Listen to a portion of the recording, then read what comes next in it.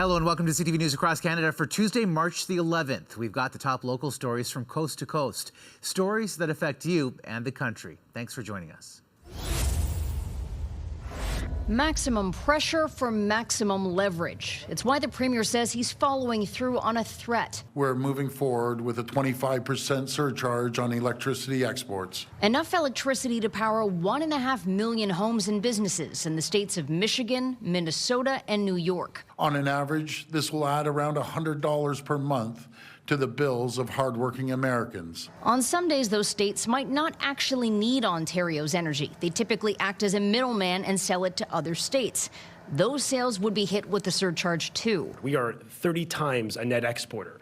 They need our power. The move's expected to generate between $300,000 and $400,000 for Ontario every day it's in place. Additional monies we're going to accrue in an account which the government is committing to putting back into the pockets of ratepayers to reduce bills for families and businesses. Ford makes clear that 25% is an opening number. I will not hesitate to increase this charge. If necessary, if the United States escalates, I will not hesitate to shut the electricity off completely. The Premier not specific about at what point he'd be willing to take those steps. Lecce insists Ontario will be okay if the Americans go tit for tat on blocking the flow of energy. We already have a connection and a commitment from Quebec. We sell them power, they sell us power on a need basis in winter, summers, based on our peaks. But the Premier is again emphasizing to American TV viewers what his end goal is. So let's sit down at the table and let's start working on a new USMCA deal. Even though President Trump said it was the greatest deal he's ever made, nothing's changed, so I guess it's not the greatest deal now. Doug Ford emphasized another potential energy attack that Canada could leverage, and that's adding an export tax on Alberta oil, something the Premier there has been vehemently against. But Doug Ford says it may be time to reach for that trump card. Reporting live from Queen's Park, I'm Siobhan Morris. Nathan, back to you. Thank you, Siobhan. It's a name that's been around for generations, but now Hudson's Bay is facing serious financial trouble. I think it's too bad to see a place so iconic that's disappearing. On Friday, the retail giant filed for creditor protection, a move that lets it pause debt payments while figuring out how to stay afloat. One source telling the Canadian press the department store is looking at closing around 40 of its 80 stores across the country, although that number could change. This is a really tough environment in retail, and if you're in the department store sector, which they are, that's an even tougher sell because consumers don't buy that way anymore. The Bay was founded in 1670 and has survived everything from fur trade shifts to retail booms and busts. But in today's world, it's struggling to compete with changing consumer habits post-pandemic, the rising cost of living, and trade tensions with the U.S. One would argue that they haven't really managed the company that well, the retail side. They haven't invested capital or operational expenses. Having said that, this is a really tough environment in retail. In a press release, the company says, while very difficult, this is a necessary step to strengthen our foundation and ensure we remain a significant part of Canada's retail landscape. But some shoppers say they aren't surprised. They're obviously selling, brands that have their own independent stores, and so I think it's just encouraging people to go right to the source.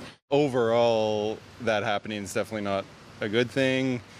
At the same time, a lot of businesses that have been able to change with the times are doing pretty well. The company says it's working on a restructuring plan, which experts say, on top of store closures, could mean layoffs or other major changes. But for now, it's business as usual. According to court documents, as of February 1st, customers held more than $24 million worth of gift cards. The good news is, at least for now, those cards remain active. Patricia? All right, CTV's Caitlin Wilson live for us tonight. Thank you.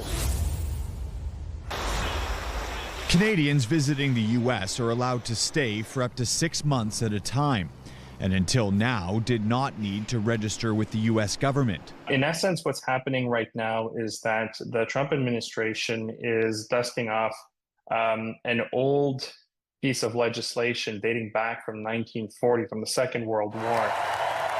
The day Donald Trump took office, he signed an executive order that has flown under the radar. It's called Protecting the American People Against Invasion, And the aim is to curb illegal immigration by requiring, quote, all aliens over 14 who remain in the U.S. for 30 days or longer to be registered and potentially fingerprinted, including Canadians.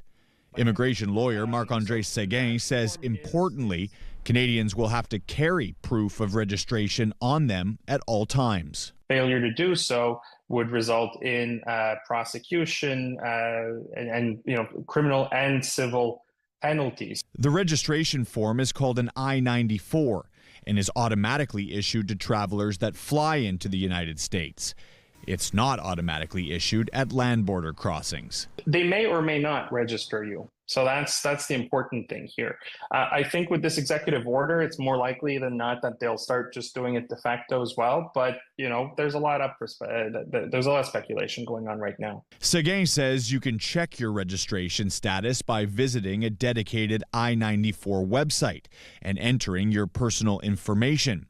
The problem is, he says, if you're unregistered, there's still no way to obtain an I-94 online. If you are not registered, then you have to open an account on the USCIS portal in preparation for the moment when the registration platform itself will become available. Complicated but important information for Canadian travelers who may not be used to carrying documentation when visiting the United States.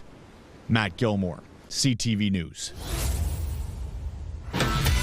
The Prager University East Coast Gala is set to feature Ben Shapiro, founder of the Daily Wire, conservative alternative media outlet, sharing a stage with Alberta Premier Danielle Smith. So Danielle Smith loves nothing more than hanging out with right-wing extremists in the United States. It's where she gets her policy ideas, it's where she gets her talking points, and it's very clear it's where she's auditioning for her post-premier life. Shapiro has been seen by critics as divisive on issues such as abortion, LGBTQ rights, and culture. He recently launched a petition calling for the release of former Minneapolis police officer Derek Chauvin. Chauvin was convicted of murdering George Floyd in 2020. In January, he took aim at Justin Trudeau, supporting U.S. President Donald Trump's claim of making Canada the 51st state. But that view has softened in the past few days. Canada is the #1 trade partner of the United States. They are not a financial or economic or physical threat to the United States. Treating them as such is not a wise move. The Premier's office says Shapiro's following and connections with the U.S. administration will allow her to share Alberta and Canada's message with an active and influential U.S. audience amidst a trade war. I think the Premier's job is to sell the province, sell our best interests. Heaven knows the federal government's not going to do it. The Canadian Taxpayers Federation warns Smith needs to keep costs down, but supports her attending the event. If she can get the Alberta oil and the Alberta shouldn't be punished with tariffs and Canada shouldn't be punished with tariffs message out in front of that crowd, that's smart. That's good value for money. But remember, we just brought down a budget that is warning about deficits, and so these are very expensive trips. But political watchers say this trip in particular may fall outside her purview as Premier. It's all very nice that we want to try to attract friends, but or convince Americans, but if you were actually speaking with officials who can actually do something, that might make a little bit more sense. While some Albertans believe Smith's visit will muddy the messaging of a Team Canada approach. By aligning with divisive U.S. political influencers like Ben Shapiro, Premier Smith is weakening Alberta's position on the world stage. And we need leadership that unites and aligns with the rest of the Canadian provinces. Capturing a moment all about change Sunday night, former Prime Minister Jean Chrétien told a Liberal crowd to embrace Alberta oil and gas. The infrastructure that are needed in Canada. For example, to build a pipeline for natural gas from Alberta to Quebec. Mark Carney made similar comments while campaigning in Calgary last week, but stopped short of saying the word pipeline. I think there are a number of projects that are in the national interest, and they include energy projects. Conservatives are also lamenting Canada's limited access to markets outside of North America. Pipelines now everyone claims that they support after opposing them for the last 10 years. All the elected officials for the last 20 years, they need to look in the mirror and ask, why didn't we build Energy East pipelines? Why didn't we go put another pipeline west? Why aren't we going north? Alberta's Premier and Energy Minister are in Houston to discuss opportunities for Alberta oil as the province enacts a change giving companies more flexibility to sell bitumen.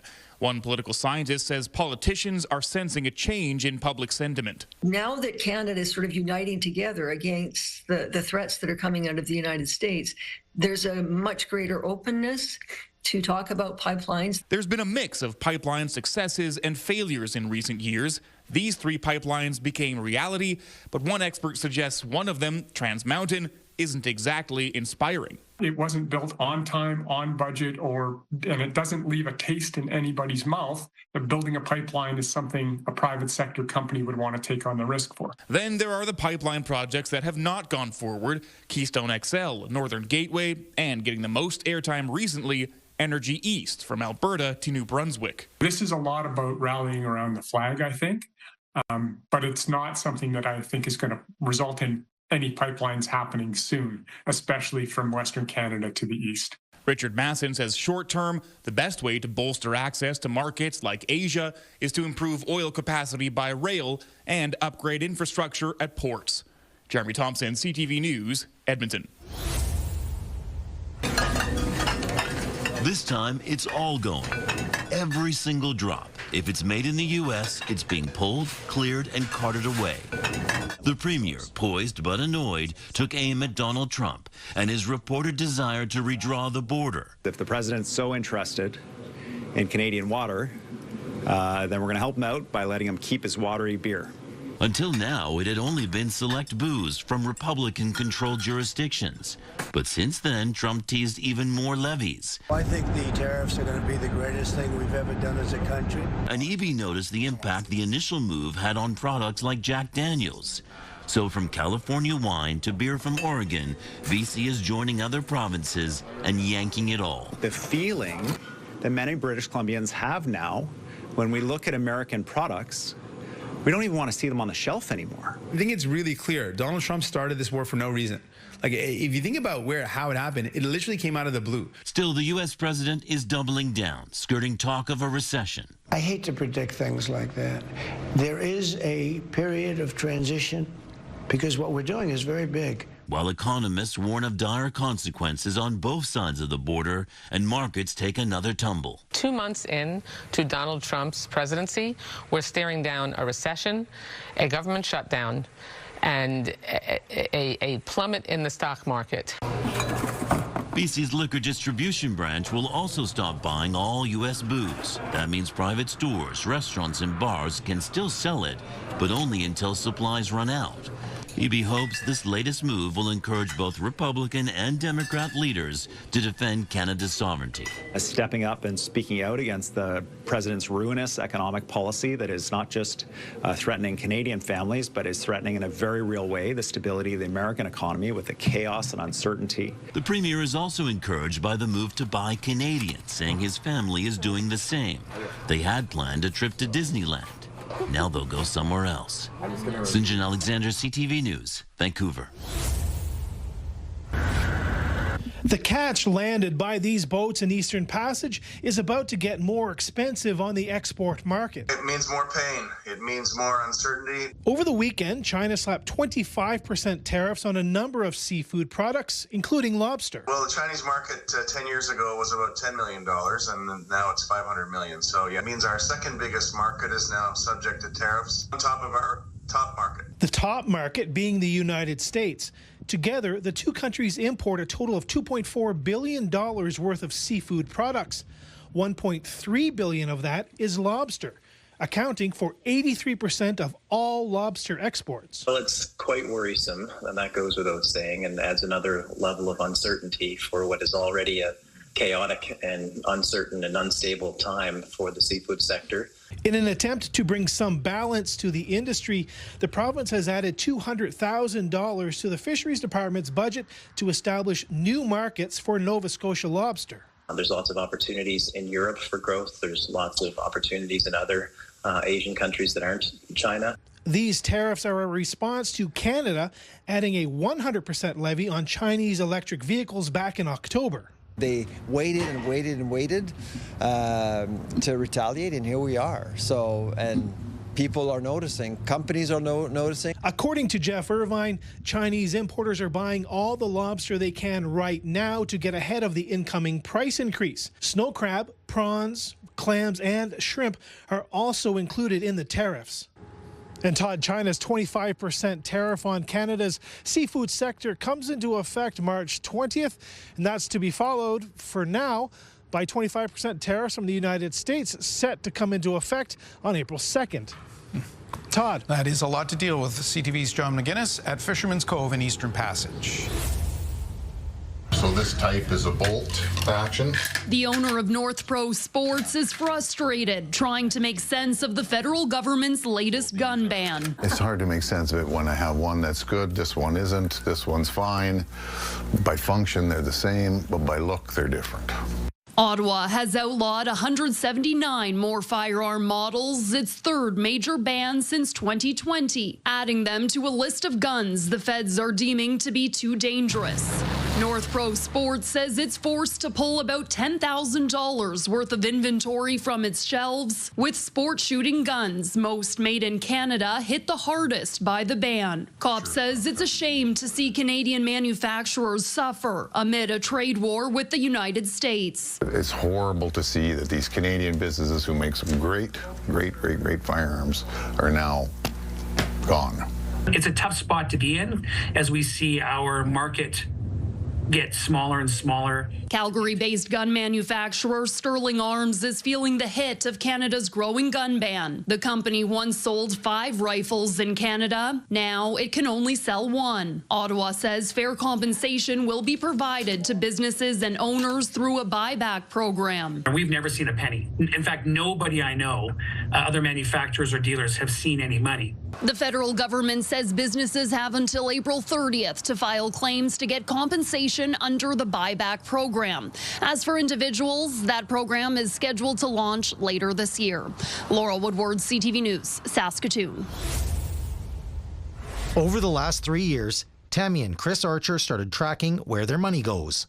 There's only 2 of us and a dog, and it's been unbelievable. I don't know how people live. Now, like all homeowners across Winnipeg, they're facing huge increases to flush the toilet and take out the trash. On top of the $121 property tax hike for the average home already approved this year, residents are now facing a $224 sewer rate increase for 2025 to help pay for the $3 billion North Sewage Plant, and an additional $160 for garbage and recycling. It's a lot of money. It's going to be added to the bills of households every month, and it's going to make them less easy to afford, and it's going to hit the pocketbooks of those taxpayers. And it comes at a really difficult time. The mayor and councillors are trying to reduce the financial pain. The Water and Waste Committee voted to hold the sewer hike to $167 for the rest of the year, while seeking help from other levels of government for the sewage plant to keep future rate hikes down. 26 and 27, we still have to work out a bunch of issues with other levels of government. The waste fee will pay for recycling, garbage service, green carts, and tackle a $28 million deficit over the next 4 years. All of those costs will stop coming out of property taxes while operating a new self-sustaining utility. Water and Waste Committee Chair Ross Eady is pushing to spread the deficit payments over a longer period to lower costs. Looking at how we can do a recovery over 10 years versus 4 years. Chris and Tammy Archer are okay with the new utility model for waste, but they'd like the city to answer to an independent oversight body like Hydro does, the Public Utilities Board. I think in the long term it keeps the costs down and keeps everything much more transparent. If approved, the new waste utility fee would also cover the replacement of lost or damaged garbage and recycling carts. All right, thanks for this, Jeff. Last year, an estimated 9,500 people partied in the Marshall Street area of Waterloo for St. Patrick's Day. This year, regional police hope to stop the street party before it balloons.